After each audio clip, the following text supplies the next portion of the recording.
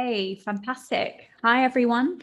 Thank you so much for joining us today for our Employee Experience Research Masterclass. A happy Monday to everyone. I hope you had a fantastic weekend. Mine was certainly super relaxing, so I'm hoping that this masterclass is a good start to the week and that it is super useful for everybody as well who has joined us. So thank you to everyone that has signed up. I've just posted a note in the chat before we get started. If you have any questions or comments or observations, feel free to use the chat box or the Q&A, and I will get to those throughout the session, or at the end we have some time dedicated for Q&A. You'll see on the screen right now there is a QR code. Feel free to just grab your phone and scan the QR code. You'll see a bunch of links there to our website, to our LinkedIn page, our Instagram, all kinds of links that our amazing and talented marketing lead Romani has pulled together for us. So feel free to check those out. And without further ado, I will jump in and get started with a quick overview of today's agenda. So what are we going to cover today? So I'm going to start with a bit of an introduction about workflow and who we are and what we do. And then we'll get straight into why is employee experience research important and what makes it different. Then we're going to jump through to how you can use EX research to save your budget, which I think is super important. And then how can you get started with your EX research journey?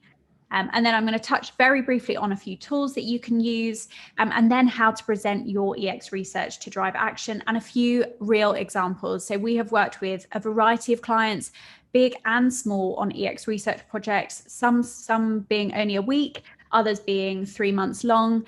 So we're delighted to kind of share a few examples with you that should hopefully provide a bit of inspiration for your EX research project, and then we'll jump into a Q&A. So as I said, if you've just joined the session, please use the Q&A box and the chat box, and I will make sure to answer any questions you have. And just a reminder, we're recording, and this recording will go live on our YouTube channel a little bit later. So again, check us out over on there, and you'll find a bunch of the other masterclass recordings that I hope are super useful for you. So, okay, let's jump in. So who are we? Workflow. We are a Singapore-based employee experience design agency. We live and breathe employee experience. And a big chunk of that is EX research, but we also do a bunch of design works. We do some EX advisory, which is more EX transformation focused and much broader. We also do kind of EX journey mapping, technology advisory, the list goes on. But a list of all of our services can be found over on the Workflow website. My name is Sasha. I'll be hosting the masterclass today, and I'm the founder of Workflow. Prior to launching Workflow, I've worked in a bunch of HR transformation consulting roles, and then in-house HR, and dedicated to a number of EX technologies as well. So this is a real passion of mine, and hopefully that comes through today as well. So just a quick reminder as well, because we only announced this on Friday last week, we have shifted our services model to make it super easy to understand and far more accessible and possible for everybody looking to do something with EX. So we've launched 3 tiers of service. I won't spend too long talking about this, but as I said, go and check it out on the website.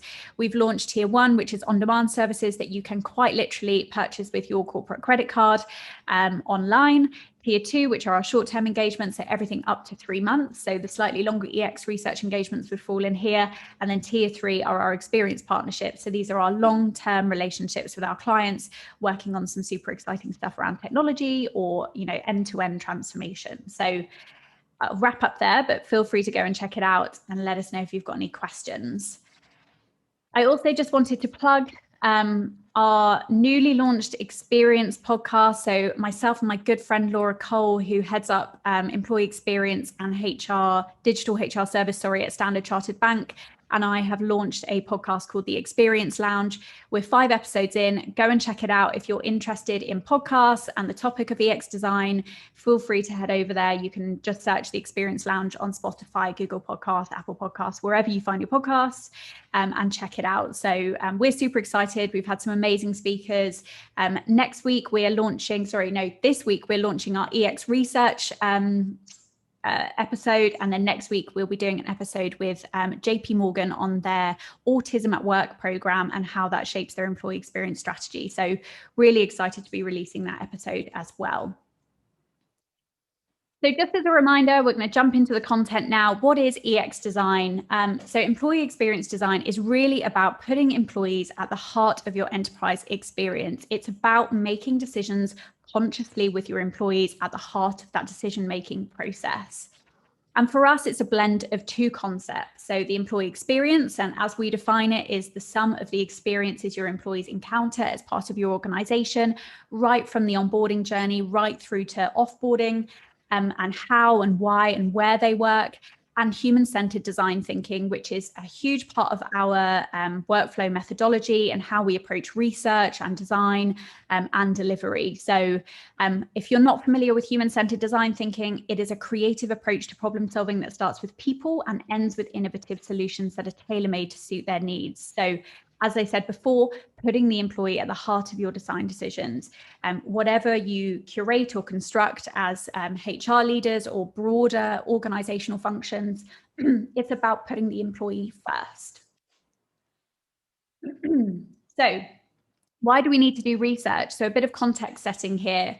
And I love this quote: a problem well stated is a problem half solved, or as I normally say it, a problem well defined is a problem half solved. And we talk with a lot of our clients, prospects and existing clients about this. If we are going to help you move the needle on your employee experience transformation, and we're going to solve real business problems, we have to be very clear on what those problems are. And that is why EX research is so important. It really makes sure that we are solving problems that exist, and we are solving them in a way that we are trying to drive as much value as quickly and as early on as possible. And the best way of doing that is to understand the challenges that exist within your organization today and prioritize from there. So that is why we're so passionate about EX research here, and it's why we do a lot of EX research engagements with our clients. It's to really make sure that we are getting the most out of that investment and we're actually solving problems for employees within the organization. So I'm just going to throw up a very quick poll here. I'd just be really interested to know why you are interested in EX research and attending today's masterclass. So I have just launched the poll. Feel free to just place your vote. So why are you interested in EX research? So if you're looking to invest in EX project this year, you can vote for that one. If you're trying to move beyond engagement surveys as an EX measure, that's always a popular one. If you're just curious, thanks so much for joining. Really appreciate it. And if there is something else, let us know in the chat. So I'll give you a few more seconds. I can see everybody voting. It's great. Awesome. Okay. Okay, that looks like everybody. Fantastic. So the highest voted option here was trying to move beyond engagement surveys as an EX measure, which is really common and something that we see all the time. Second to that is just curious. So hopefully I can answer some questions you might have around EX research today. And just a caveat, there is nothing wrong with using engagement survey results as your EX measure. I do think it's a really important starting point, which I will come on to talk about. And engagement survey results are really useful for you to scope your EX research project. So again, just setting some context here, and if really I'm providing this insight so that if you are about to embark on an EX research project, you are equipped to justify why it is a worthwhile investment of time and resource. So why does it matter? As I said, it helps you identify the real problem that you're solving. You would be surprised, or you may not be surprised to hear that when we do EX research engagements with our clients, they start out with a very clear expectation of what the primary challenge is. And quite often when we go through the EX research project with them, we get to the end and the problem statement is quite different, or is shaped by different elements of the organizational experience that your employees experience more so than HR decision makers or those in-house functions. So we're really able to get to the bottom of what that problem is. It helps you make much smarter investments of time and resource. You're able to see what are the burning platforms, what are the primary issues, and how do we solve them first. It allows you to plan your time much better as well. And then it helps you kickstart the change journey, which I'll come on to talk about in the next slide. But if you can get your employees involved in EX research early on, it's going to make it a lot easier for you to sell that change and develop advocates for that change internally. Fourth point here, it helps to de-risk any of the investments you make. So if you have joined this webinar and you are a decision maker and you have a budget pot as to where you want to invest, so whether that's a large technology investment or consulting investment, if you have done your research and developed a proper business case, if something does go wrong, which hopefully it won't, or if you're not seeing the return, at least you have a very solid understanding of where that decision came from. So you're able to de-risk any of those investments as well by saying this is absolutely where we should be investing our time and money. 5, it helps drive measurable and meaningful impact, which I'll come on to a little bit later. But again, we'd always advise you start with some very clear measures and metrics. And then the last one is it supports continuous ROI on existing investments. So often when I talk to people about EX research, they think, oh, this is something we should do for a brand new project. So something we've never done before. When in reality, EX research is really effective for programs of work that you have already kicked off that may be 1 or 2 years old. For example, refreshing your digital service experience. Again, you've probably done an implementation a couple of years ago, but you want to make sure that you're making the right changes and you're planning the right releases and all of those kind of things. And therefore, doing a very brief EX research project will allow you to continue to get as much value out of those older investments.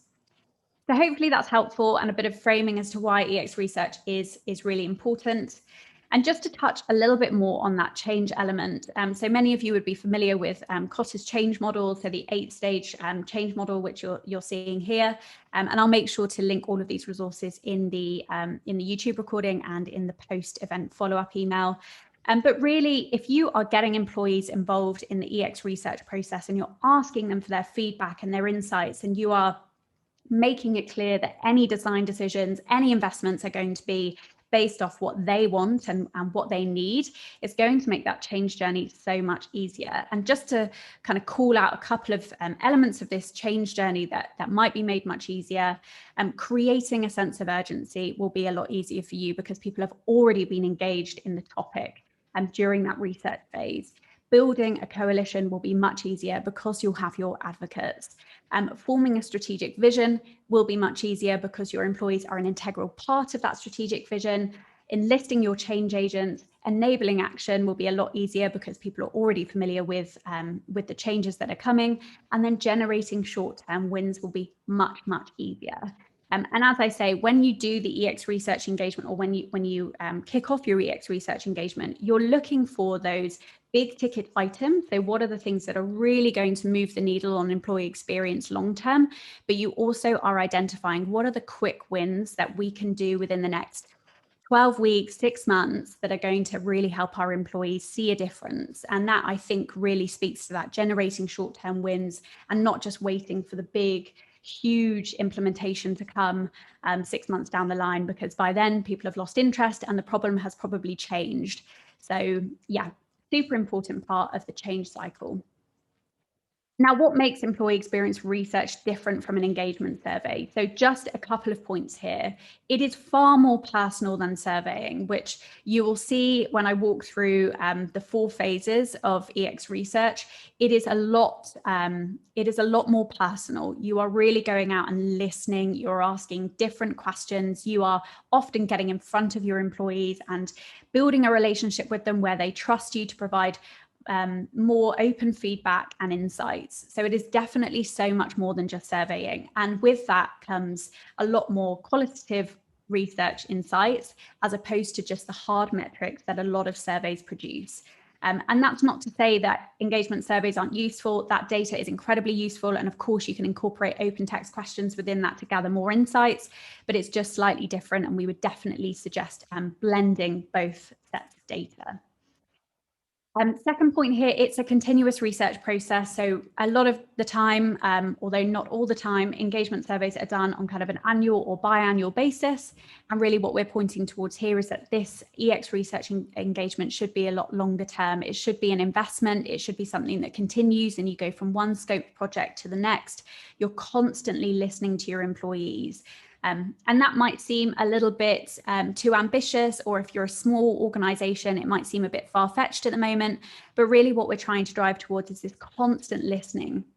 this constant EX design methodology where your employees at the heart of whatever changes and optimizations you make. So it is much longer term. It is much more integral to your organization than just surveying. And of course, it focuses on the employee, not the business. So you're not focusing on solving a business problem necessarily straight away. You're going out and listening to your employees to help them define that business problem. And just to touch on here, and I know I mentioned this earlier, human-centered design thinking and design thinking, it may be a new concept to many of you on the call, or you may be slightly familiar with this. But everything I've described kind of fits in with this design thinking methodology. And there are a bunch of design thinking institutes I would recommend you check out. So IDEO is the first one. Luma is another really great institute.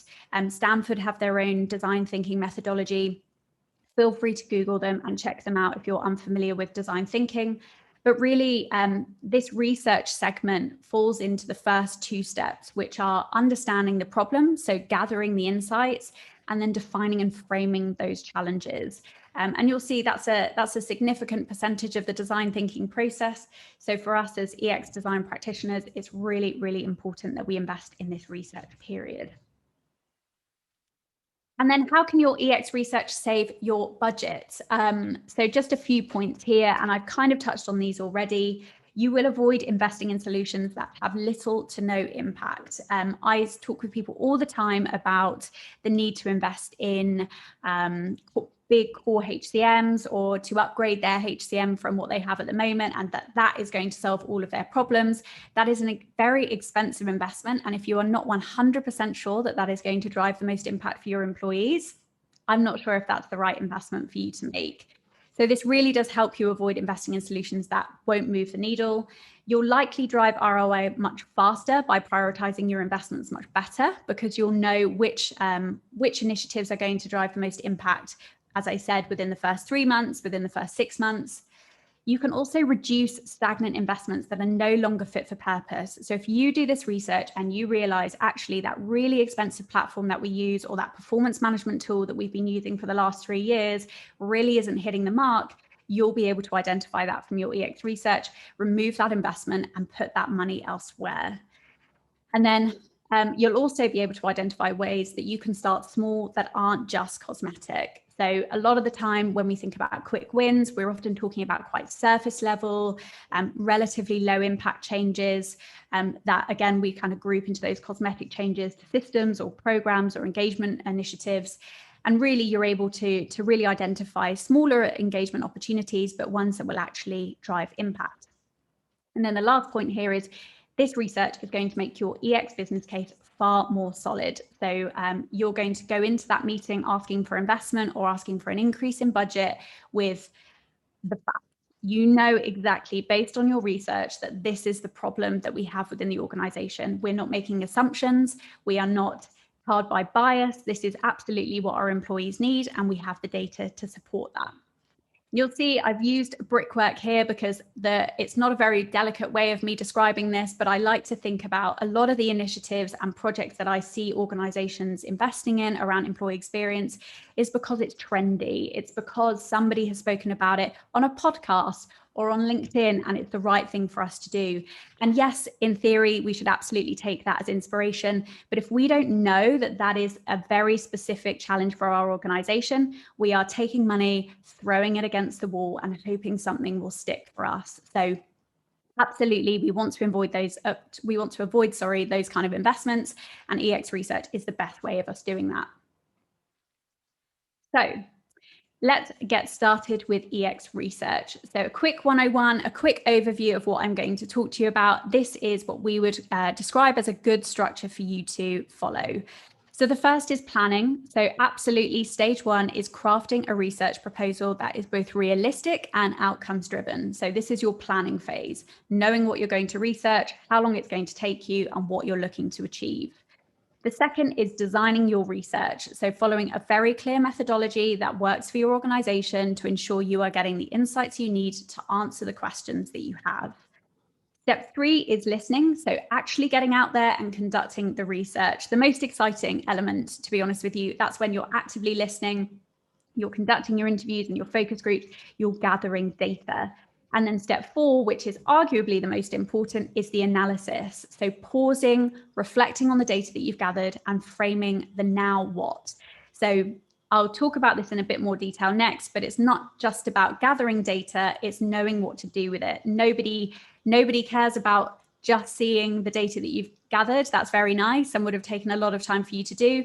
But a lot of senior leaders especially want to know, what do we do with this data? What are the strategic implications? So that's what I'm going to run through next. Okay, planning, part 1. So 4 key elements to your planning process. So define the scope, that is part 1. And this is where I'm going to come back to the engagement survey data that I referenced before. Use that data and the data that you have available to narrow your focus. If you go in with a big EX research project that is super broad and you're trying to define where should we ask questions about employee experience, it's going to be a waste of time.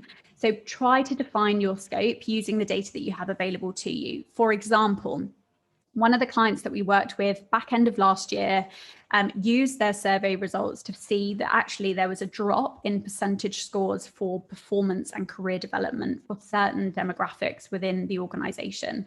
That drop was used to help define the scope. So we decided to say, okay, this is the focus. We know that the data has guided us here. Now we really need to get under the skin of this issue to understand what is it that has caused that percentage drop and how can we plan interventions accordingly. The second part of this process is setting objectives. So set some really clear objectives for your research. What are you hoping to discover and eventually transform? So for example, if your research project is onboarding experience, we want to understand the onboarding experience. What are you actually looking to discover? Is it, what are the critical pain points? Is it, how does it compare to your competitors? And what is the end goal? Like, what do you want to do with this EX research data?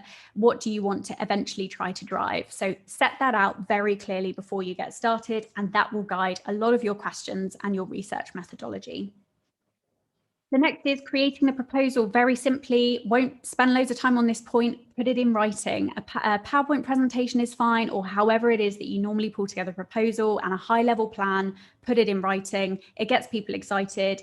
It allows people to understand what you're doing. Very, very simple.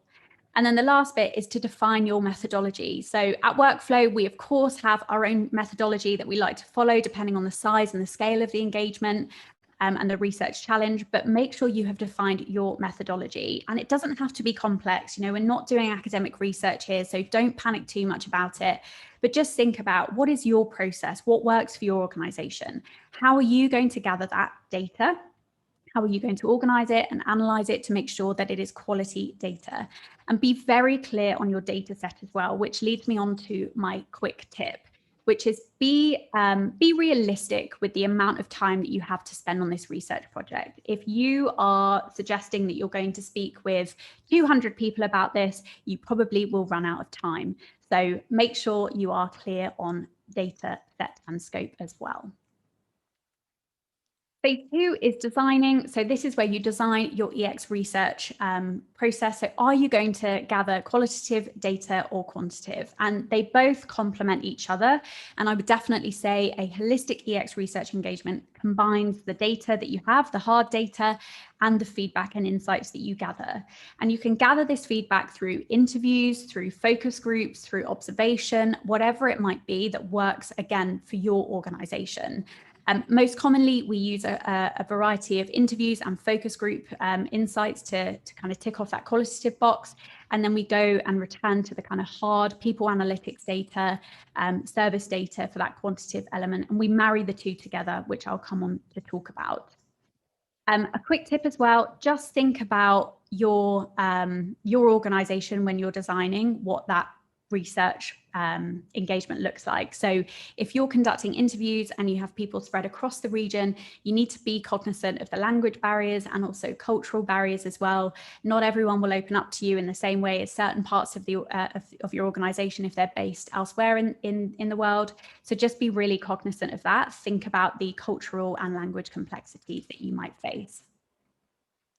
Part 3 is listening. So this is, as I said, this is the meat of the research engagement. This is where you will go out and chat to people, learn all about your EX problems.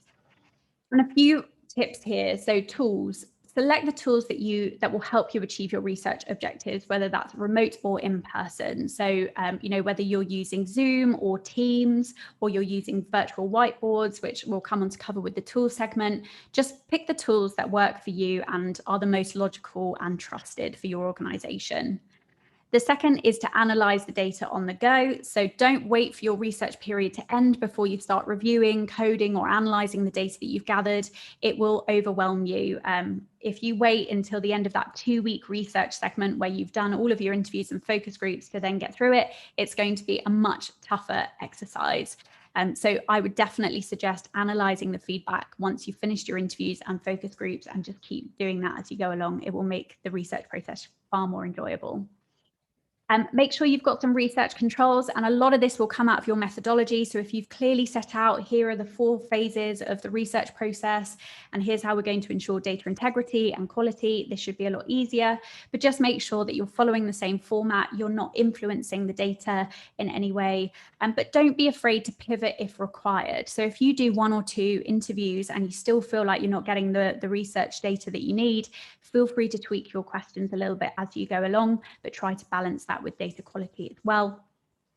And then the last part of phase 3 is checking your bias. So just something to be aware of, especially if you are researching the onboarding experience and you own the onboarding experience within your organization, or you're researching HR service delivery or people service delivery, and that's also an area that you own or you're part of, just be really conscious of your bias.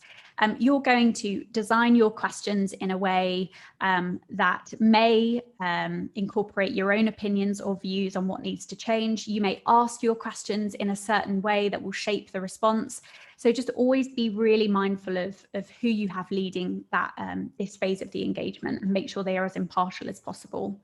And of course, if all else fails, there are organizations like our own that run these EX engagements externally. And I have to say, based on the feedback that we've had from clients that we've worked with, having an external party run this research engagement generally leads to much more honest feedback. Some of the feedback we've received on behalf of our clients has been very challenging and quite emotive. But we have always created a safe space for their employees to provide that feedback candidly, and it has just really shaped those outputs and the research even more. So just a couple of points again on bias, just to be really mindful of. And as I said, I'll leave a link to this article, but just a few different types of cognitive bias that you need to be aware of. So confirmation bias, again, if you own the process, it's going to warp to your existing beliefs or expectations that you might have. Bandwagon effect is another one. And this is where you kind of listen to one, or you do 1 or 2 interviews, and then you automatically assume that everybody is going to have the same point of view. And then all of a sudden your data set is shaped by the bandwagon effect.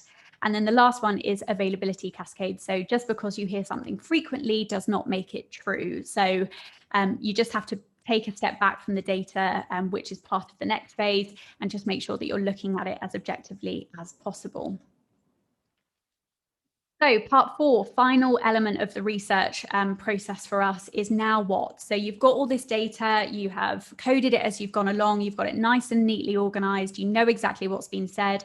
Now what do you do? So just a few tips from us. First of all, sit with your findings and reflect before taking action. I think if anyone on this webinar has done like a university paper or any kind of academic research, that's always what they suggest you do with qualitative research, is to just sit and read it. Sit and absorb all of that information first before you start jumping into grouping anything or making decisions or pulling together insights. It's really, really key. Make sure you do that. Organize your research appropriately. So make sure that you set it out in a format that you can see the insights, so that it's not a mess and it's not all one document that you can't really make sense of, and then you might miss key insights. So make sure it's organized. And then identify key themes. So these are the kind of big, bold statements that we can see coming out of this research. So for example, if you've done an EX research engagement on the onboarding experience, you might find that a key theme is the administrative process is too slow. The next one you might find is that my manager or managers are not equipped to support the onboarding experience for new joiners. That might be the second key theme. So those are kind of the key problem statements or themes that you want to draw out of the research. I would say max 5, but again, it just depends on the scope and scale of your research project. And as I've touched on before, map your qualitative and quantitative insights. So you would have seen the example previously. If someone is giving you that qualitative insight, which is, I felt this way and it made me feel this way, how does that marry to the data? And what do the hard metrics say? And are there any inconsistencies? And those inconsistencies are fine. If your ENPS score or your employee satisfaction data says it's a certain way, but your qualitative feedback and the interview say it's another way, that's something for you to explore and for something for you to call out in that EX research report. And present your findings in a way that is clear and concise. So this might be a question that I get, but generally speaking, we have 2 versions of research. The detailed version, which is for practitioners and people that are really interested in getting into the detail and seeing all the charts and the quotes and everything like that. And that document could be however many pages long. And then you also have a condensed version, which is your exec summary or your high level findings document. And this is for you to present to your leadership or anyone that's maybe a little bit less involved in the process, but you need to make sure that they're informed. Identify potential limitations and recommendations. Again, this isn't essential, but I'm throwing this in there because I think it's good practice. This is for you to highlight where maybe the research didn't quite cover all bases, where were your blind spots, and where would you recommend further research is done. So for example, if you do the onboarding research, as I've been using as an example, you might then recommend that actually there's more research to be done in the career development space and how early on those career development conversations are happening. That could be a recommendation. A limitation could be that despite inviting 100 people to participate in a focus group, only 30 people turned up, and actually the majority of them were from a certain location. So therefore, we can't say that that is a conclusive data set. So those kind of things just show a real depth to your EX research. It just shows that you've really considered how reflective your insights are of the entire organization. And then lastly, but not by no means least, and probably the most important, is focus on the strategic implications, not the observations. So what does this mean for the business? And, you know, it's very easy as researchers, which all of you will go on to be if this is your first time doing EX research, to get caught up in what you've seen and what you've heard. But really, you need to get caught up in what does it mean? And part of that comes out of that reflection process and sitting on that data and thinking, okay, what does this mean for our function? What does this mean for our investment and for our organization? And that's what you should be driving forward as your main message, which is if the onboarding experience is clunky, these are the strategic implications for our business. We're losing talent. We're not getting people engaged and productive soon enough. And this has XYZ implication on our business operations. That's what you want to kind of come to. That's what you want to get to, is that now what does this mean for our organization? Okay. So conscious of time, I'm going to rattle through this so we've got time for Q&A. So as I said, feel free to put in any questions into the Q&A or the chat. You can also message us directly as panelists. Just a few research tools if you are getting started with this. Very quickly, communication. Pick the right virtual communication tool if you are doing all of this remotely. Zoom is my favorite because you can incorporate some fun elements into it, some games, some polls, whatever it is you want to do. It just makes the research session or focus group a little bit more exciting and people are likely to come back again. Create the right environment. If you are lucky enough to do your research in person, make sure you have picked the right environment and space for employees to share feedback. It sounds really trivial, but if you are doing it in a room that has glass walls in the middle of the office, that is actually going to make people feel a little bit uncomfortable, probably less likely to get honest feedback. People will feel a little bit worried about who's watching, who's listening. So just be really cognizant of your environment and be really respectful as well. This is something I want to call out. If you are doing research, for example, into the return to work experience or inclusive design practices for certain segments of your employee population, doing a focus group for something that's very emotive is not going to make people feel comfortable. So just make sure you pick the right medium and the format for the topic and the level of sensitivity as well. Number 3, ideation tools are great for focus groups. Mural, Miro, and Zoom whiteboarding are really good examples of tools that you can use. And they basically replace the in-person whiteboarding and post-it notes that get people up and out of their seats and posting their thoughts and feedback all over the walls. They're not as good, I'll be honest, but they are there.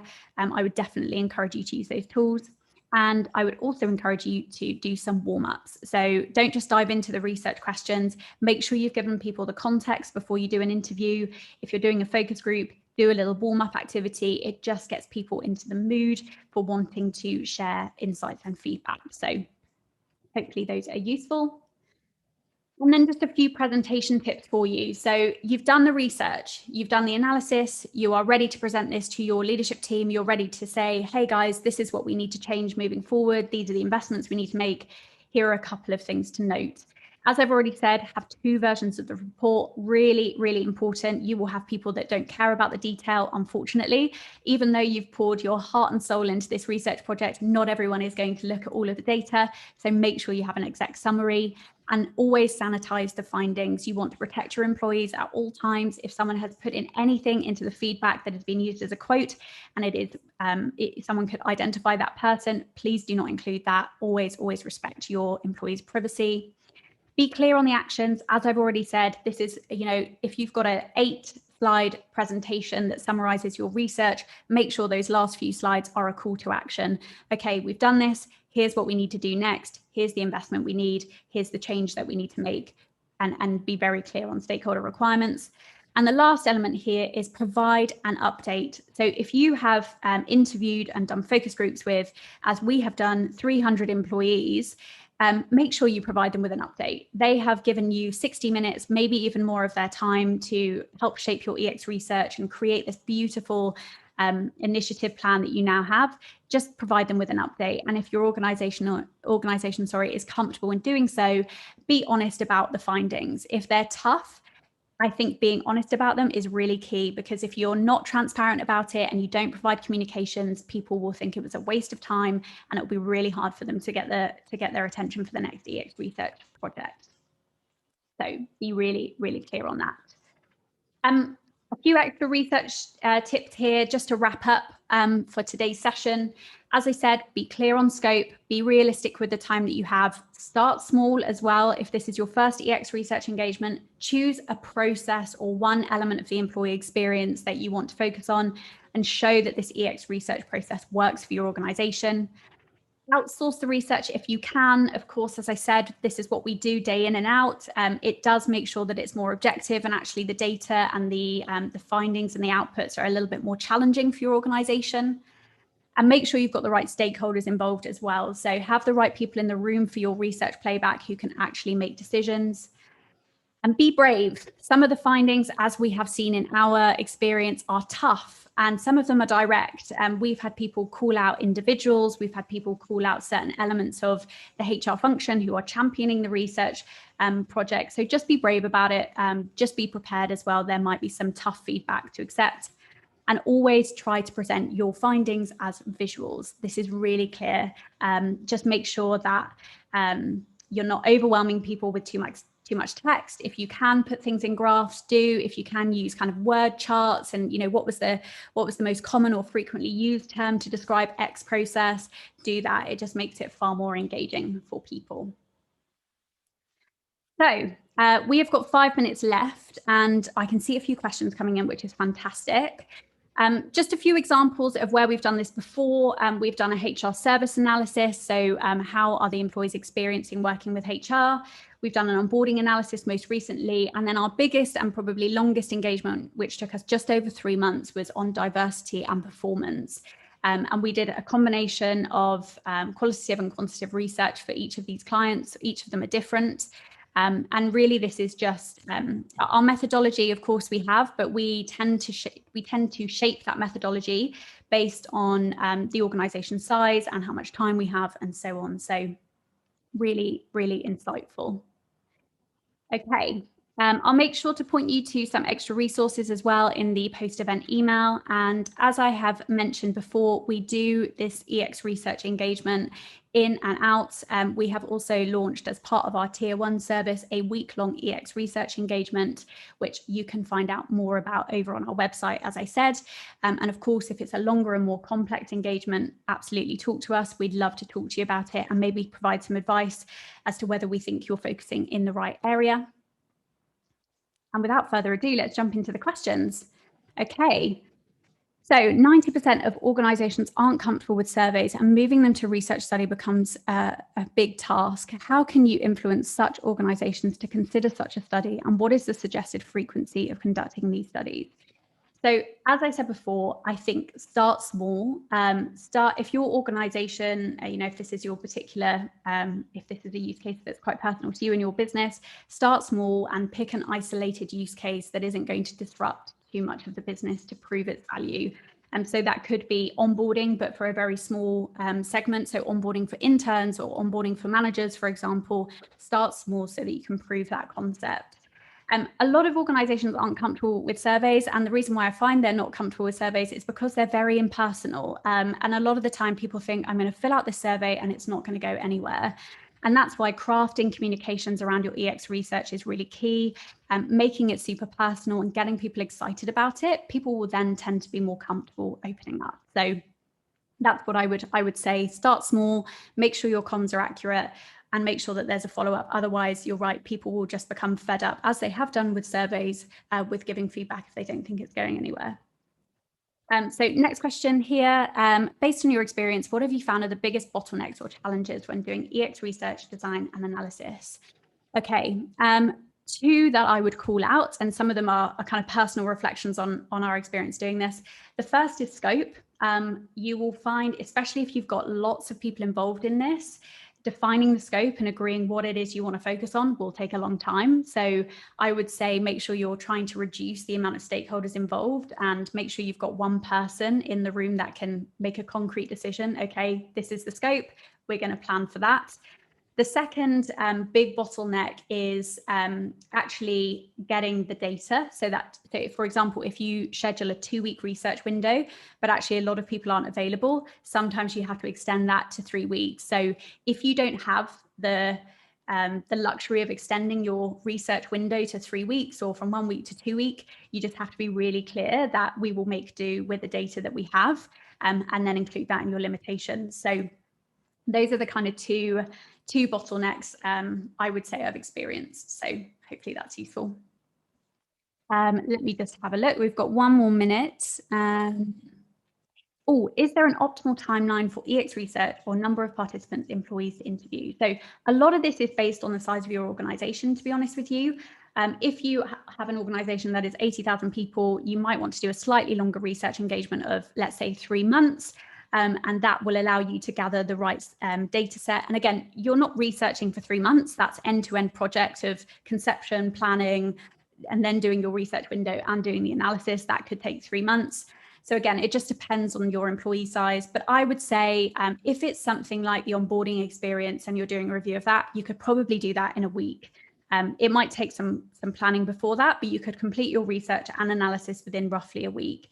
If it is something, as I said, that's maybe more emotive or requires a bit more time for us to get to the bottom of, such as diversity insights or performance management, when it's quite driven by a cycle, that might take you slightly longer.